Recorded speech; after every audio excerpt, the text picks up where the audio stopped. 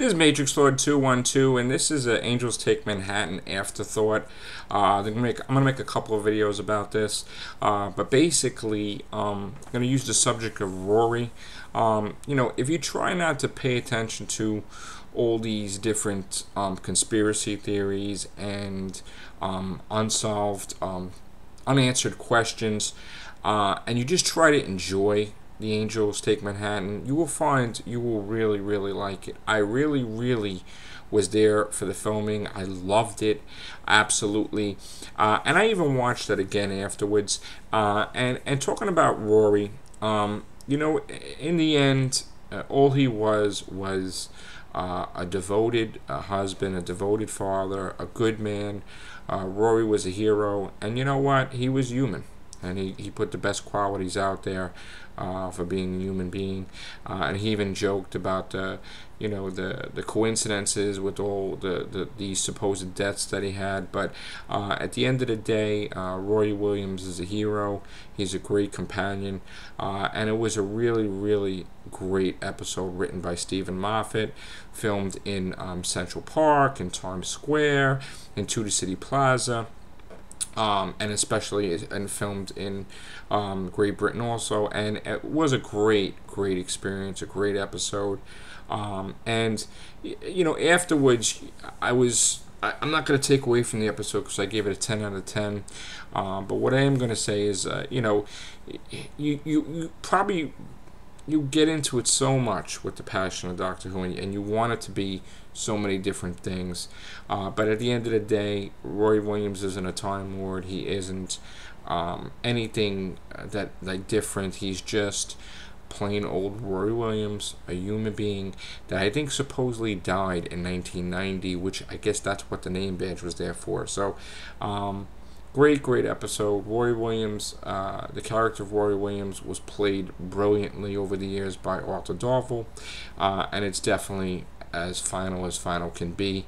They are never coming back. So, I'll talk about Amelia Pond. I felt from day one that I even made, I don't know how many videos about it, that he did visit Amelia Pond again, but it was never, they showed it at the end of the 11th hour, and I always said that. I don't know how many times, and I knew that it was always going to end with him visiting Amelia Pond.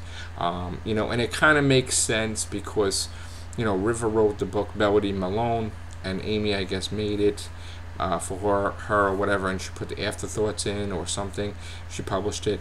But then it makes you wonder that maybe River made all the other books too, with the Roman soldiers and Pandoric and all these other different things, to do, maybe she left it behind, and Amelia Pond has come full circle. She has grown up. We've seen her as a child. We've seen her as like a teenager. We've seen her as an adult. We've seen her age, and we've seen her like where she needed glasses, and she's losing her eyesight. She's getting older, and they even showed River Song getting older, and I thought that was an amazing emotional leveled episode where it showed the marriage of the Doctor and River as well as the marriage of Amy and Rory, and it really fit to have the angels in there. I do feel though that when the Doctor faces off against the angels again, it's going to be like the biggest war there is.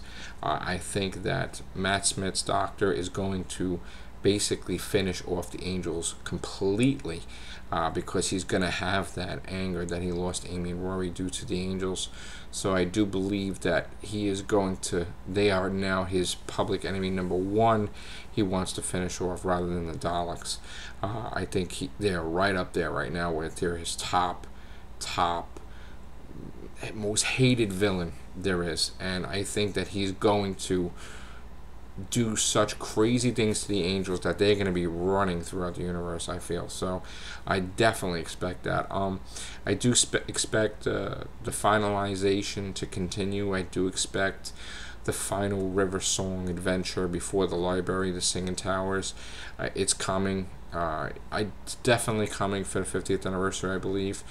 We got the first episode written by Stephen Moffat for the 50th anniversary, so it's going to be a great send-off. But don't forget, too, that River Song and the Doctor meet out of order, so even though we see the final story, there is a possibility we could see River Song with the 12th Doctor. So, Alex Kingston played the role great over the years, and in this one, Angels Take Manhattan, she played more mature, Professor Song, and she's very close to reaching the time of the library. So, maybe one or two more adventures left. So it's going to be, 2013 is probably going to go down as a farewell to Melody Pond, River Song. And I do believe that Matt Smith will probably do another year now. So his time will end in 2014, I believe. So, 2012 goes down in history as goodbye to the Ponds. 2013 goodbye to Melody Pond, River Song. And 2014 goodbye 11th Doctor. The big mystery is going to be if he has any regenerations left, because at this point in time we are not sure how many regenerations are left. It could be none, because he used it in Stolen Earth and he used it in Angels Take Manhattan, unless you don't count Angels Take Manhattan as a full regeneration. Or he could have all of Rivers, which we're going to have to wait and see. I could be he only has one, but I'm not sure. And we're going to maybe just has no limits anymore. So, and then, the one thing that does bother me, not taken away from Angels Take Manhattan, but, we didn't get to see Madame Corvarian and the Silence finished off with the Ponds and the church. So I'm hoping that we get to see them and they get to be explained as well as the larger TARDIS. All right, so I loved Angels Take Manhattan. Great episode. One of my all-time favorites, because not only was it written by Stephen Moffat, not only was it great, but because I was there for majority of it. So great episode. And thanks. I'll talk to you later. Bye for now.